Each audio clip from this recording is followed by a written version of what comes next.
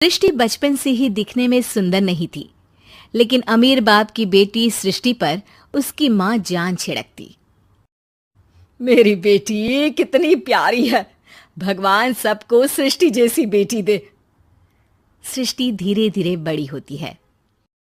एक दिन सृष्टि की सहेली कहती है, तू दिखने में कितनी अजीब सी है, लेकिन मैं जानती हूँ हम सब में सबसे अच्छी शादी तो तेरी ही होगी।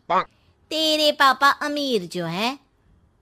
और बता नहीं सकते यार, दहेज तो हर कोई देता है, ये क्या ज्यादा ले जाएगी अपने पति के लिए? अरे बड़े शहर में कोठी है इसके पापा की।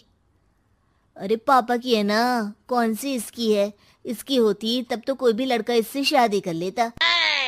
अरे पापा की मतलब पापा की है तो मेरी ही है ना? किसने कहा?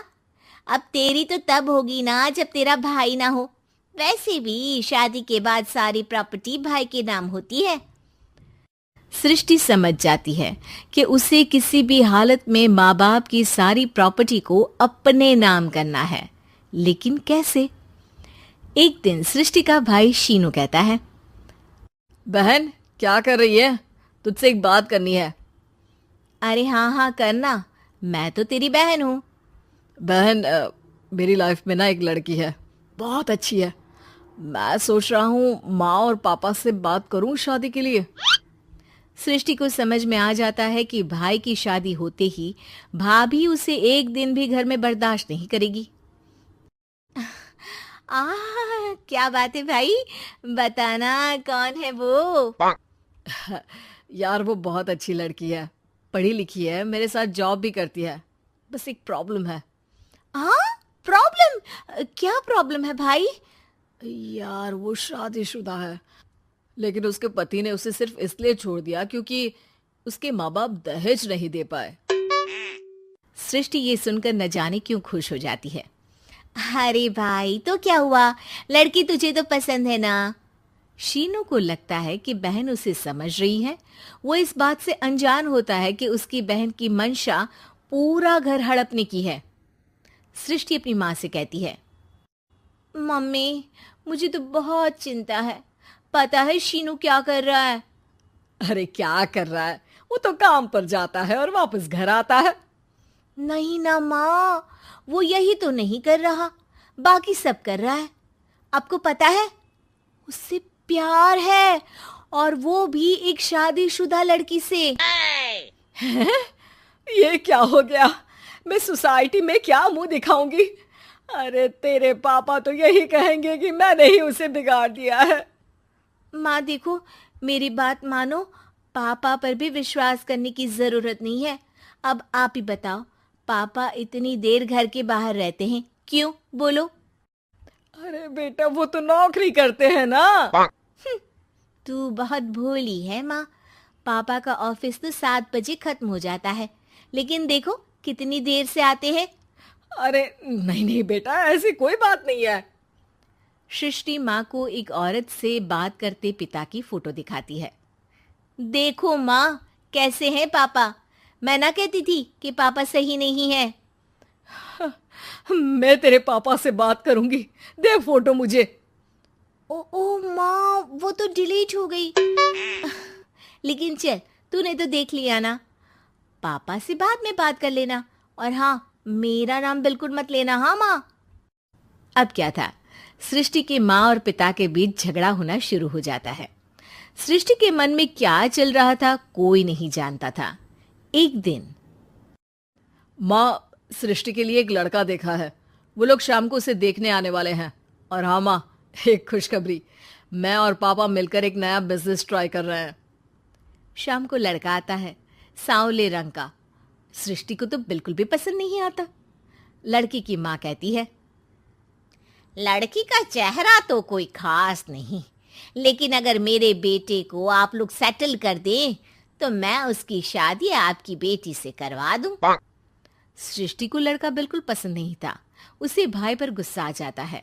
लड़के वालों के जाने के बाद कहती है, माँ देखा, शीनू मेरे लिए कैसा लड़का लेकर आया, न दिखाने लायक न सुनने लायक, सेटल भी नहीं, वो भी हम करे। अरे माँ, मैं जानती हूँ ये मेरी शादी किसी भी घर में क्यों करवाना चाहता है। अरे कैसी बात कर रही है बहन? तूने तो देखा ना, लड़के को मैंने ही मना कर दिया तुझसे शादी के लिए। जिसने लड़का बताया था उसने उसकी बहुत तारीफ की थी। बात आई गई हो जाती है, लेकिन सृष्टि का मन शांत नहीं होता। क्या करूं, कुछ समझ में नहीं आ रहा। मेरी शादी हो गई तो ये लोग पूरी प्रॉपर्टी शीनू के नाम कर देंगे, मेरे हाथ तो कुछ लगेगा ही नहीं। तभी सृष्टि को आइडिया आता है। वो किसी वकील को फोन करती है।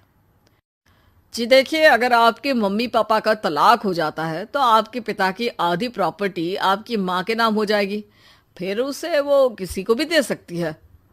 सृष्टि अब माँ को बेटे के खिलाफ भरती है। माँ, शीनू पर नजर रखा करो, वो जिस लड़की के प्यार में है ना वो शादीशुदा है। यहाँ आएगी, सारा पैसा रुपया जमीन जायदाद सब हड़प लेगी। पापा का भी हाल तुमसे छुपा नहीं है। ऐसा ना हो कि मैं और आप एक दिन सड़क पर भीख मांगे। हे भगवान, मैं तो जीते जी मर जाऊंगी अगर ऐसा हो गया तो। ऐसा हो गया नहीं माँ, ऐसा ही होगा। अभी समय है, आगे का सोच लो। मैं तो कहती हूँ पापा से आधी प्रॉपर्टी लेकर अलग हो जाओ। पापा की आधी प्रॉपर्टी भी हम लोगों को अगर मिल जाती है ना, तो अगले 7 जन्म सफल समझो। बेचारी माँ बेटी के कहने पर पति से तलाक लेकर अलग हो जाती है। सृष्टि अब पैसों से गाड़ी और अपने दूसरे महंगे शौक पूरे करने लगी। उसके दोस्त भी उसके पैसे इस्तेमाल करते। सृष्टि, कल तुम कहाँ थी? मैं सारा दिन घर पर अकेली थी। तो मैं क्या करूं? मैंने ठेका तो नहीं लिया है ना तुम्हें संभालने का। माँ को सृष्टि से ये उम्मीद नहीं थी। वो बैठकर रोने लगती है। वहीं उसका पति यानी कि सृष्टि के पिता आ जाते हैं। मैं जानता था कि तुम्हारा यही हाल होगा, तो आपने मुझे रोका क्यों नहीं? मैं रोकता तो तुम रुकती क्या? सृष्टि के कहने पर तुमने मुझ पर अपने बेटे पर शक किया, लेकिन तुम ये भूल गई कि कैसे हम दोनों ने मिलकर जीवन में इतना सब खड़ा किया। माँ पति के गले लग जाती है। मुझे माफ कर दीजिए, मैंने आपकी कमाई का एक बड़ा हिस्सा गवा दिया। कोई बात नहीं, तुम साथ हो तो मैं ऐसी 7 प्रॉपर्टी खड़ी कर दूंगा। तभी वहां सृष्टि आ जाती है रोते हुए। माँ, मयंक ने मुझे छोड़ दिया। वो बोल रहा था जब तक मेरे पास पैसे थे तब तक ही वो मेरे साथ था। पापा, माँ, मुझे माफ कर दीजिए।